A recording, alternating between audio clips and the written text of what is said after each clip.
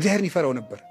አንዳንድ ሰዎች ግን ተጠንቅቀው ነዋሪዎች ናቸው። ልባቸው ግን ከአንበሳ ይልቅ ይመራል፣ ደንዳና ነው።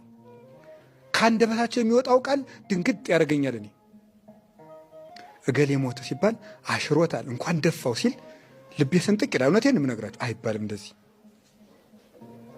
ምን አባቱን ጆሮውን ቢለው ኑሮ ይላል። ነውር ነው። እንደዚህ ያለ የአውሬ ልብ ነው። በፍጹም በጠላትህ ሞት ደስ አይበልህ ቀን የሚያመጣውን አታውቅምና። ሰሎሞን ነው እንደዚህ ያለው። በጠላትህ ሞት እንኳን አትደሰት፣ ቀን ጥሎ አንተም ትሞታለህ። ልበ ደንዳና አለመሆን፣ እግዚአብሔርን መፍራት ማለት እንደው ትልቅ ነገር እንኳን አለመናገር ነው። ትልቅ ነገር ልብ አፍን ይገልጣል። ከልብ ሞልቶ የተረፈውን አፍ ይናገራል ጌታ። ማቴዎስ 15 ላይ እስመ እምተረፈ ልብ ይነብብ አፍ።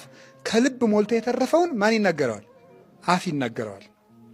አፋችን የልባችን ማሳያ ነው እና ጨካኝ ልብ አይኖራችሁ። እውነቴን ነው።